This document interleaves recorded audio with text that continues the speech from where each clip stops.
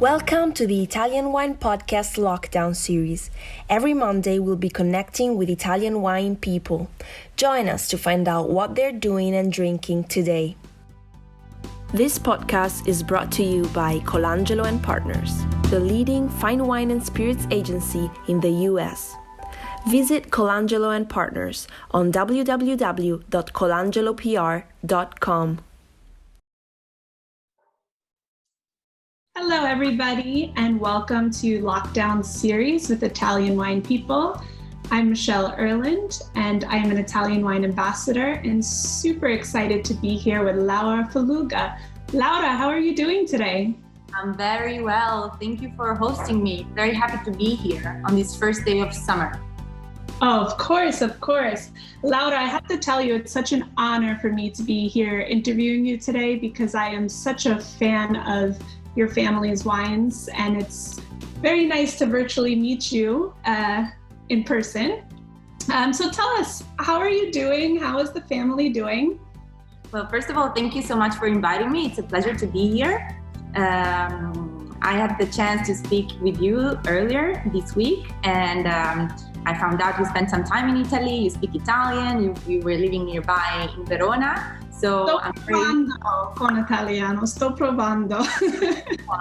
Se vuoi possiamo anche un po' allenarci durante il podcast, così I train my English and you can train your Italian in the meantime. Perfetto. So I'm glad to feel your love for Italy. I feel it already, and I hope you'll be able to travel again soon and you'll visit us soon. Here in Friuli, in this little... I do as well. I can't wait. Yes, I did live in Verona for 2 years, and it was amazing, and fell madly in love, even more so with Italian wine. So I'm very happy to be still working with Italian wine. Yeah. So who did you spend lockdown with? I'm renovating my home currently, so my mom was kind enough to host me. And it's been like a dive back in the adolescence days. It's been an experience, but I believe our bond grew even stronger. So she was very... She loved it. She did, because I've been away for such a long time. That's what she tells me. I'm not quite sure if she actually did. But we've been away for a long time, so it's nice to get to spend time with family in a difficult situation. What did you spend your lockdown days with? So I was actually in my apartment by myself, but thankfully there's so many virtual opportunities to connect with my family and friends. So I feel like I've had people the whole time with me. So wine as well. Always. The wine didn't stop coming, so that was great. Let's talk about some hobbies maybe that you perfected or picked up during lockdown that you think you are going to continue with after everything reopens. I heard a rumor actually that you really, really love learning foreign languages, and that recently you started studying Chinese again. Is that correct? That was actually the purpose, as you say, the intention before lockdown happened. So I finally gained the contact of a person in my hometown, so I could start doing lessons again. And then lockdown happened, so I didn't got back to Chinese, but I've seen there's plenty of very interesting applications and profiles on Instagram that could be helpful in the meanwhile, and it's definitely something I want to do. Teach us any words in Chinese. Of course. Well, I'll start from the basic, which is hello, and it's ni hao. Ni hao. Ni hao. 我叫 means my name is 我 Ciao. 我叫 Well, it's like saying ciao in Italian. The D sound 我叫 Michelle. Amazing. Well, how about something like where is the wine? Do you know that in Chinese? Yes. 葡萄酒在哪儿? My apologies, our Chinese listeners. It's been a long time since I lived in China. It's been 8 years, so my tones are off. But 葡萄 vuol dire, it means grapes. 酒 means alcohol. So to define wine, you say the alcohol made of grapes. 在 means is. and 哪儿 means where. So 葡萄酒在哪儿? That's incredible. I'm not even going to try to repeat it because I know I'm going to butcher it. So I trust you. It's amazing. I got a lot, but actually I really, really can't wait to go back physically to China and, regain the consciousness of the language. Remember, because with languages, if you don't use them, then they evaporate somehow, no? Yes. No, you're absolutely correct. I'm sorry? How's it going with your Italian? Definitely have to keep studying. But in New York, I'm lucky because there's lots of opportunities to take language classes, and I do work with a lot of Italians, so they keep me on my toes. Do you have a favorite phrase or sentence or, modo di dire that you... So, yes, but I don't know if I can say it on the podcast. But no, I love to say, dove stai andando? I just love to ask people. I think it just flows so nicely to say that phrase. So I do say that a lot in the office. I think that it's very similar in the Italian and Chinese culture is the passion for food and the fact that we're very loud. And so when I first moved to China, one of the first things that they taught me is that when you meet somebody in the streets or when you call somebody, the typical way to ask how they are, how are you, is, did you eat already? Wow. And I think it's very relatable in the Italian culture as well. Yes, no, I know that for sure. Living in Italy, no matter what time of day it was, my Italian friends would say, are you hungry? Did you eat? So let's talk about any other hobbies that you have. I also know that you are a yoga and instructor. I have the certificate. I've never actually had the courage to teach anybody anything. I think that you need a lot of, you need to be responsible about these things. So yes, potentially. Do you find though that you practice your yoga during the lockdown more?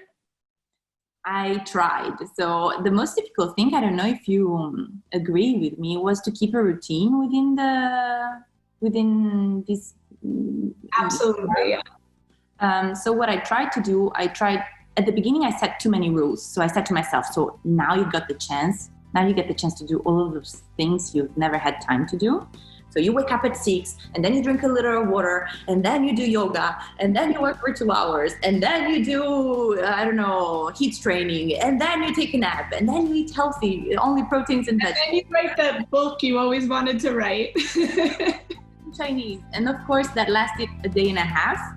And then this following couple of days, I would just lie on the bed thinking, what am I going to do for this entire time? So the key was training to find some balance. And of course, yoga is very helpful in this kind of intention. What do you think? I know you love yoga too. I do like yoga, but I'm not a teacher. So I was hoping you could maybe teach me a good move to do to keep balance while I'm working from my home office, which is also my kitchen. Since I'm very lazy, my favorite pose in yoga is Shavasana or anything related to pranayama and breathing exercises. I think those are the most powerful tools to really recenter oneself and regain consciousness of your own pace and breath and clearness of thoughts. So I lost my flow. I could teach you Shavasana, but I think you know already. Or another thing I could teach you that I think it's kind of interesting and useful to anybody that is listening to us. And it's one of the aspects that I brought back to my actually daily life. I try to do it every time when I wake up. So when I went to India, this is a very millennial thing to say, maybe, I don't know. I had different teachers. I had one teacher that would teach me the asana, which are the physical poses that you actually go through during your yoga practice.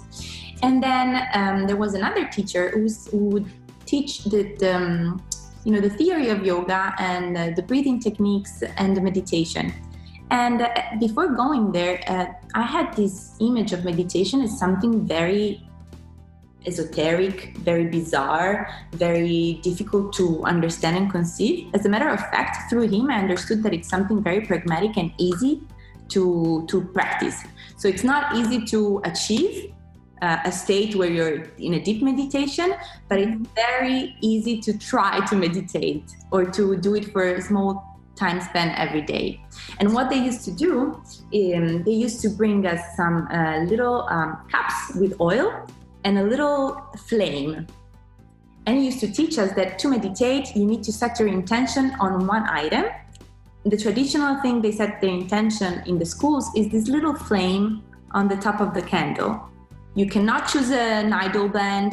For example, at the beginning, I would meditate on the BTS.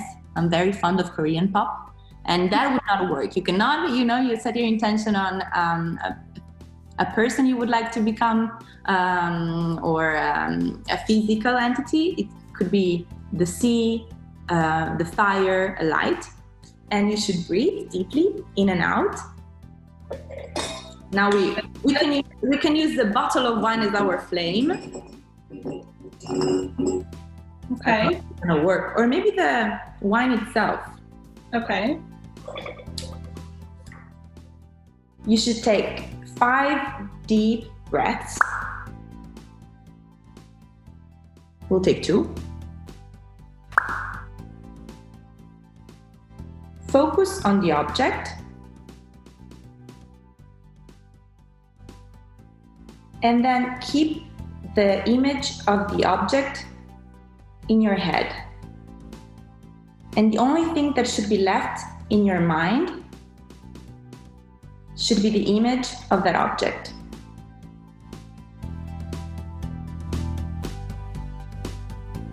And what they say is that when you really achieve a state of deep meditation, you actually feel like you are like diving in light.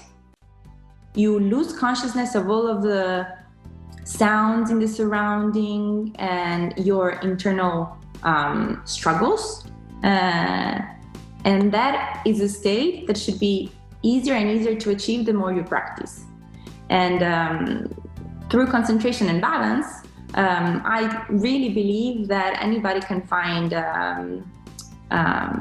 life even more pleasant and better achieve their goals and be healthier and happier.